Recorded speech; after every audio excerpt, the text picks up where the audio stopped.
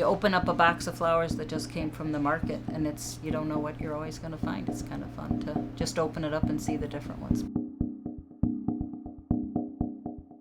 Garland Flowers was started in 1946 by my dad, George McGuire, and his friend, whose first name I don't know. His name was Mr. Heffleybauer. His first Christmases, he lost a lot of poinsettias because the heat went out in the building that his flower shop was in. And it was pretty difficult, but they came past it.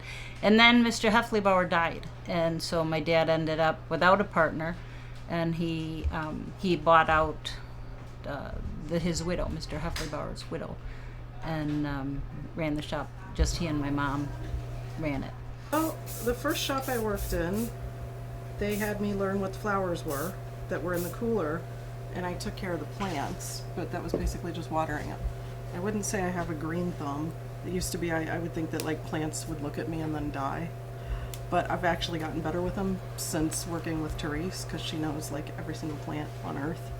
So I actually have a plant in my house now that has been alive for over a year, that's pretty cool.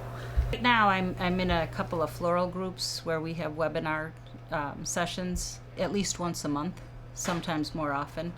I'm also on a group of Facebook, another group of florists, and we just discuss back and forth, trade ideas and conversation.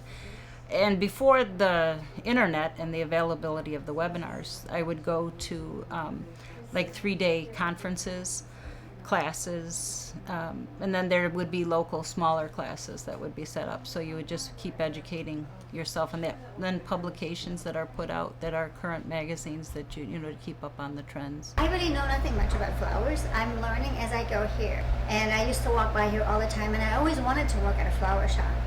I just recently retired from AT&T. I was there for 37 years, and I came in one time and I asked Therese if she needed any help for the holidays. I did explain to her that I didn't have any knowledge of flowers or arrangements. I am not a designer, but she said, yeah, we certainly could use you. So I do a variety of different tasks, and I have learned a lot of cutting the flowers and what flowers need, and watering the plants, because we have plants as well, not just, flowers. So it's been great fun. I go through local vendors. I have about 4 different ones that I get them from.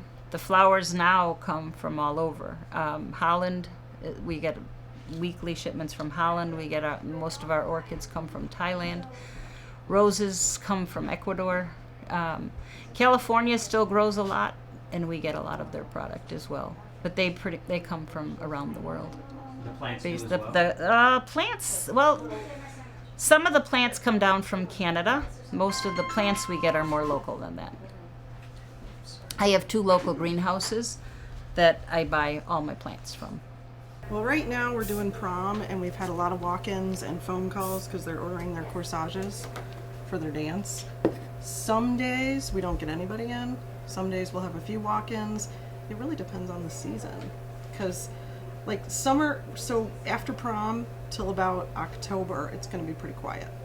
We're mostly going to be getting phone calls, unless there's a big party or something that we'll have. But for the most part, the season follows the school year, so it's busiest between like September, October, and May. We do a lot of funeral work, which is probably the bulk of our business is probably funeral work. We probably average 3 or 4 a week funerals. Flowers are the vehicle. They're sending your emotions to your friends and your relatives. It has less to do with actually the flower. It's you sending your love to the person, and they're the vehicle to get them there. Sometimes it's harder than others, but you do have to. The way I look at it is that it's the family's last time to send them flowers, so I make sure that they're beautiful and as the family wants them to be. I think that's pretty important, and so I pay attention to all the details of it. But you do sometimes hear the stories, and you do kind of bring it with you a little bit. It's hard to sometimes, but you really can't keep it all, because you deal with it a lot, So we talk about it. Sometimes we laugh about them, and sometimes it's part of what we do every day. And my kids grew up with it, and it's just part of it's a huge part of our business. I always loved flowers. When I worked at the office, when it was somebody's birthday, I would go and buy them some roses and some other stuff and just kind of put something together. I mean, compared to what they put out here, which is amazing. Or when the grocery stores first started selling them, what it seemed like is that it was more people were thinking of flowers. They brought them out to people more. But then as they kept expanding what their options were, it did take a bite out of our business. But the other side is that the grocery stores at this point are not inexpensive, but they don't offer the services that we do. They don't offer delivery. They don't do them custom, and I think we can compete with them, and we do. You know, the thing is that when you deal with flowers, and you have a really good customer base that is pretty consistent. You share people's good times and you share people's sad times. So you have those moments that you share with people, and you're not really friends with them because you don't socialize with them, but you share a lot of their life with them. It doesn't live but 4 blocks from here.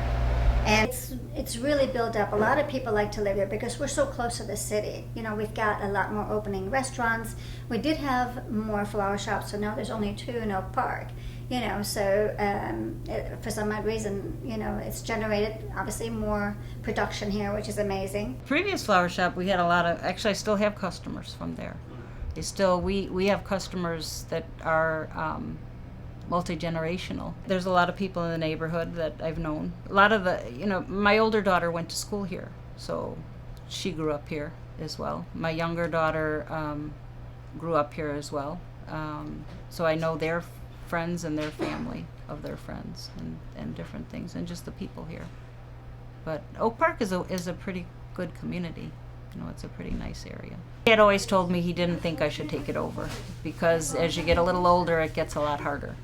And that's very true. I didn't give it the credence that I should have. But I feel that I was very lucky to do what I do.